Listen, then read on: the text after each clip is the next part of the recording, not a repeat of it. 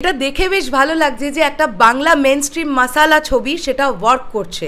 সত্যি কথা বলতে কি, বাঙালি দর্শকের যে পরিমাণ বাংলা ছবির প্রতি বিশেষ করে মেনস্ট্রিম মাসালা ছবির তরফ থেকে বিশ্বাসটা উঠে গিয়েছিল, সেখান থেকে দাঁড়িয়ে এই যে মির্জা যে পারফরমেন্সটা করছে সেটা যথেষ্ট ভালো। এবং আমি আবার একবার বলবো যে অঙ্কুশদা তার প্রোডাকশন হাউসের প্রথম কাজটা কিন্তু কোনো রকমের সেফ গেম বা ইনডোরে কোনো ছবি না বানিয়ে একটা বড় গ্র্যান্ডারে একটা বড় বাজেটের ছবি তৈরি করেছে। এই রিস্কটা কিন্তু অঙ্কুশদা নিয়েছে। হ্যালো এভরিওয়ান, আমি পৌশালী চলে এলাম আজকের প্রথম ভিডিও নিয়ে। সকলকে জানাই শুভ নববর্ষের অনেক প্রীতি, শুভেচ্ছা, ভালোবাসা এবং বড়দের জানাই আমাদের প্রণাম। এখন এই ভিডিওতে কেবলমাত্র মির্জা নিয়ে কথা বলবো। দারুণ লাগলো একটা বিষয়, আজকে নববর্ষ, আজকে একটা ছুটির দিন এবং তার মধ্যে রবিবার, খুবই ভালো একটা দিন পড়েছে। দেখলাম বুক মাই শোতে, শুধুমাত্র কলকাতার রেসপন্সটা বলি তোমাদেরকে, অলরেডি দুটো সিনেমা হল, দুটো সিঙ্গেল স্ক্রিন কিন্তু বিকেলের শোয়ের দিকে ইয়েলো কার্ড দেখাচ্ছে, যেটা অত্যন্ত ভালো একটা ব্যাপার। অবশ্যই এটা মাথায় রাখতে হবে যে অঙ্কুশদা কিন্তু জিদ্দা বা দেবদার মতন সুপারস্টার নন আমাদের বাংলায়। আমরা এটা বলতে পারি যে অঙ্কুশদা হচ্ছেন আপকামিং সুপারস্টার, তাকে আমরা স্টার বলতে পারি। তবে মির্জা দেখার পরে এটা আমার বক্তব্য যে জিদ্দার পরে যদি ওই মাস অ্যাপিল আমরা রিসেন্ট টাইমের মধ্যে কাউকে দেখে থাকি সেটা একমাত্র অঙ্কুশদা।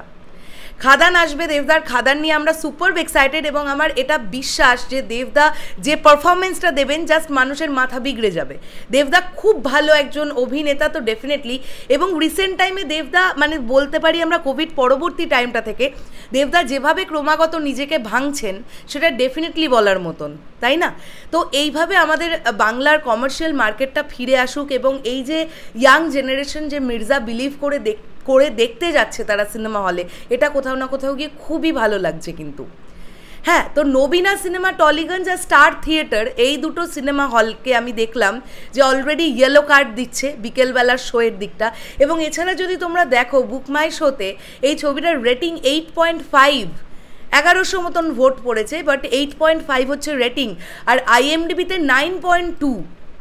কাজেই যারা মির্জা দেখে বেরোচ্ছেন, যে কজন লোকই দেখতে যাচ্ছেন, তারা কিন্তু বেরিয়ে মোটামুটি কেউ মির্জা নিয়ে কিন্তু নিন্দে করছেন না, মানে সকলের মুখেই প্রশংসা শুনতে পাওয়া যাচ্ছে। আর এটাই আমার মনে হয় যে অঙ্কুশদার টিমের কাছে বিরাট বড় একটা ব্যাপার।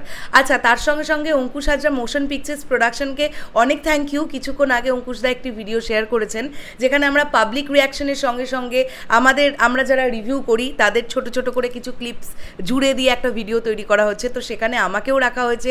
আমি অনেক ধন্যবাদ জানাচ্ছি অঙ্কুশদার প্রোডাকশন হাউসকে, আমি খুব খুশি হয়েছি। তো তোমরা অবশ্যই মির্জা ছবিটা দেখতে যাও। আমাদের কমার্শিয়াল মার্কেট বাঁচানোটা খুব জরুরি, ভীষণভাবে জরুরি।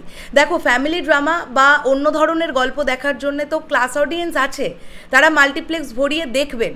কিন্তু আজকে মেনস্ট্রিম মাসালা ছবি সিঙ্গেল স্ক্রিনে যেরকম চিৎকার, লাফালাফি এরকম করে যে দেখতে পাওয়া যায়, আজকে এই ছবিগুলোই যদি আমাদের ইন্ডাস্ট্রি থেকে মিসিং হয়ে যায় তাহলে সিঙ্গেল স্ক্রিনগুলো অক্সিজেন পাবে না। একেতেই তো সিঙ্গেল স্ক্রিনের এই হাল, মানে তলানিতে ঠেকে গেছে একদম সিঙ্গেল স্ক্রিনগুলো, এত পরিমাণ মাল্টিপ্লেক্স ইত্যাদি ইত্যাদি হয়ে গেছে। তো সেখান থেকে দাঁড়িয়ে আমার মনে হয় যে এই প্রচেষ্টাগুলোকে আমাদের সাধুবাদ জানানো উচিত এবং আমাদের এই প্রচেষ্টাগুলোর সঙ্গে থাকা উচিত। আর আমি খুব হ্যাপি হয়েছি যে বাঙালি অডিয়েন্স কিন্তু এই প্রচেষ্টাগুলোর সঙ্গে থাকা শুরু করেছেন। এটা ডেফিনেটলি একটা ভালো দিক। অবশ্যই মির্জার জন্য অনেক শুভকামনা রইল। শেষ করলাম ভিডিওটা, দেখা হচ্ছে খুব শিগগিরই। তোমরা যারা মির্জা দেখেছো তোমাদের কেমন লেগেছে সেটা কমেন্ট করে জানিও। টাটা।